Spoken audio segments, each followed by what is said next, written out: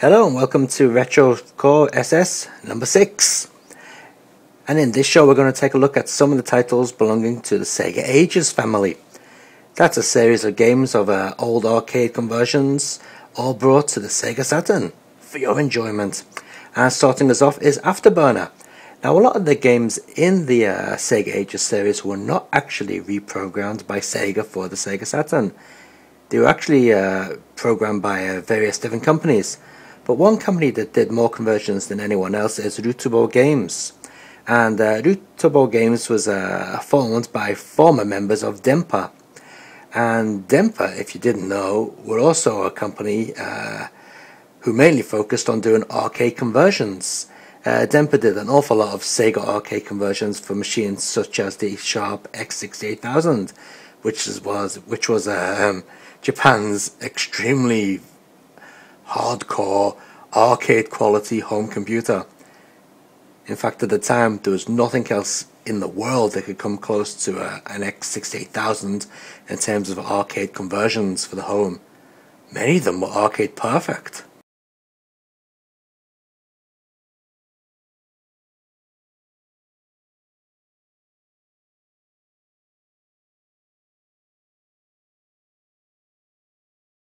So Ballgames have done a very good job at porting Afterburner 2 to the Sega Saturn. It's pretty much arcade perfect. There are some differences in there, but none that would really bother you, to be honest. It's got all the soundtrack in there, including the arranged versions with the melody and so on.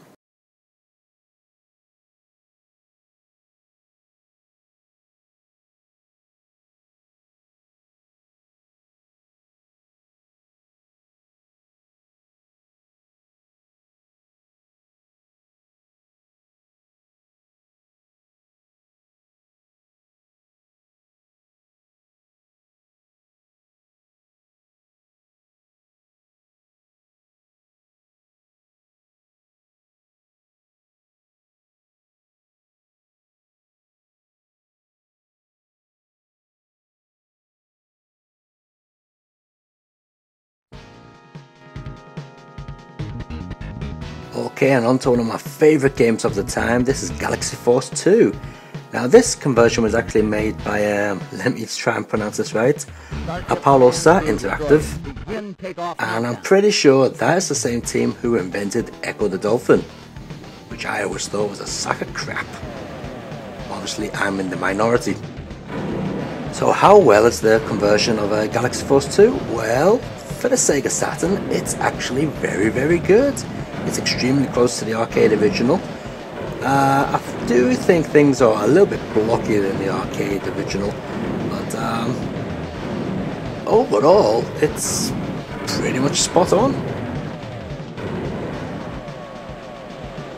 Unfortunately, the game could do with a bit of extra content, but they never bothered.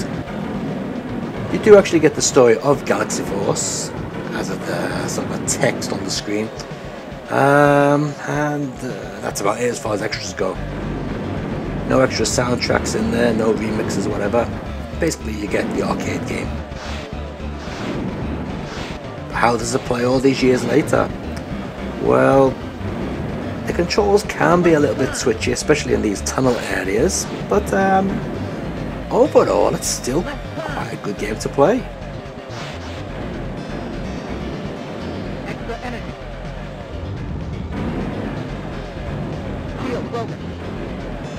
And considering it's a sprite-based game, it still looks quite pretty. Don't forget, polygon-based 3D games just didn't exist back then when this was made.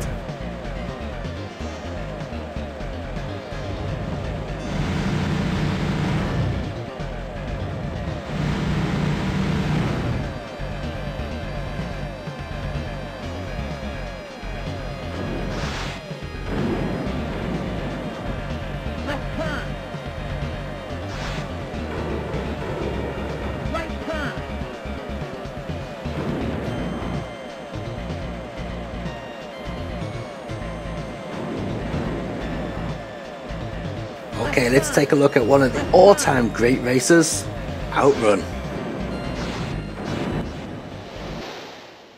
Okay, so another great conversion by Ballgames. This version of Outrun features the Japanese version of the game plus the Western version of the game. What's the difference, you may ask? Well, it's pretty much the same game apart from there's some track variations. The way the courses are laid out is different. The game also features the original soundtrack, which you can hear right now, plus a remix soundtrack. Now, the Western versions of Sega Ages, well, the Western version of Sega Ages, I should say, was released on one disc featuring Afterburner, Outrun, and Space Harrier.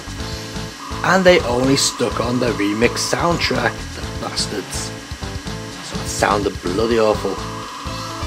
Luckily, this Japanese version features the original soundtrack as well as the remix soundtrack. And also, there's a very good cheat where you can actually make this game run at 60 frames a second. Now, unfortunately, you're not going to be able to see that on the video because my video capture card only captures up to 30 frames a second. Plus, if you're watching this on YouTube, you've got no chance of seeing 60 frames a second anyway.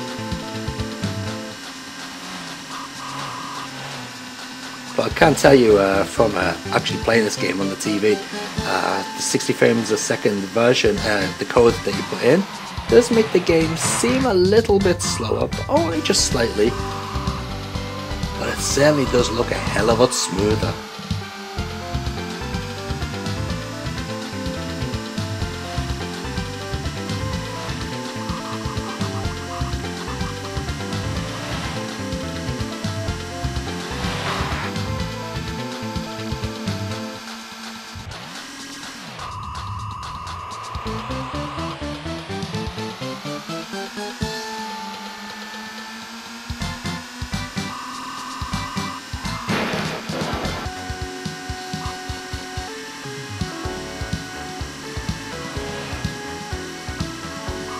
You can certainly tell I was half asleep when I was making the video for this game.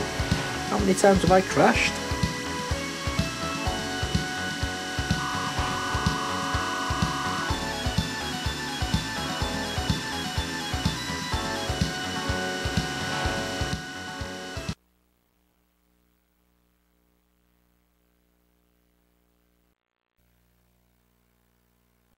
Welcome to our exciting circuit.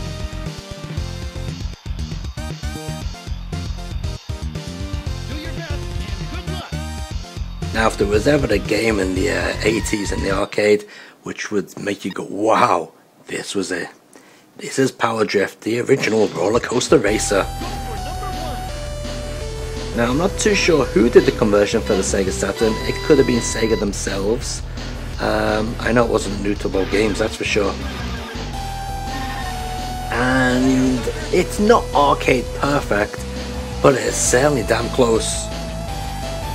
Actually, this game is also on the Sega Dreamcast as part of the Yu Suzuki Games Works, which is actually a book with a GD-ROM included.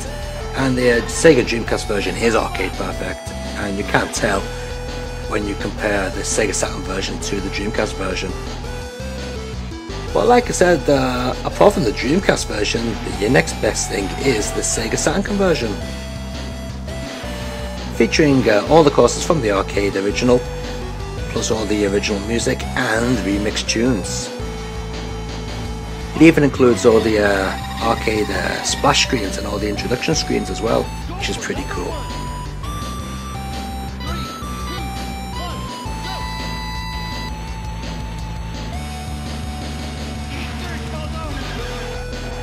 Like a lot of the arcade conversions, this one also works with the analog controller, but I do find playing the game with the digital pad a lot easier. Saying that, even in the arcade it was a bit of a challenge to control.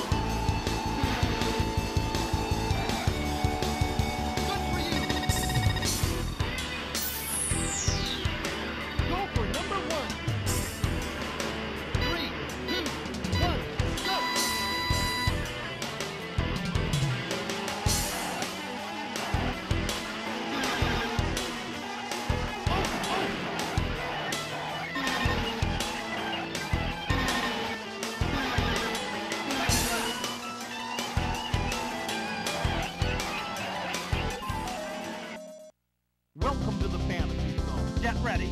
And on to the final game of this week's show. This is Space Harrier. Again, another arcade conversion by ballgames. In fact, ballgames should be quite accustomed to converting this game. They did the 32X version and the Sharp X 68000 version. Probably did other versions as well, for all I know.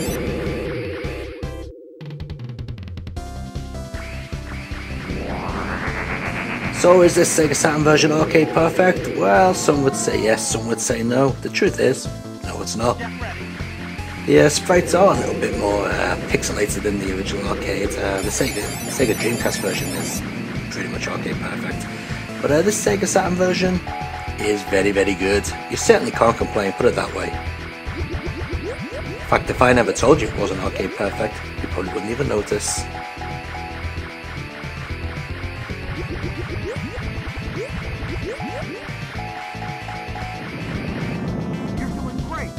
Unfortunately, this conversion of Space Harrier doesn't have any extra contents. What you get is the arcade game and that's it. No remix music, no fancy extras. But the original arcade game is long enough, so it's certainly going to last for quite a while.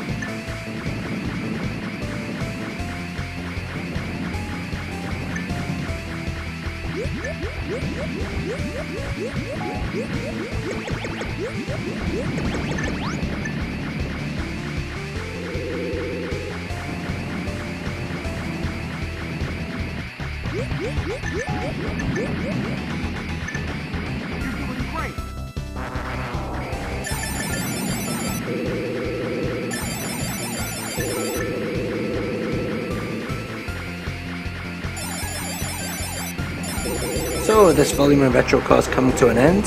Don't forget to check out volume 7 when it's released.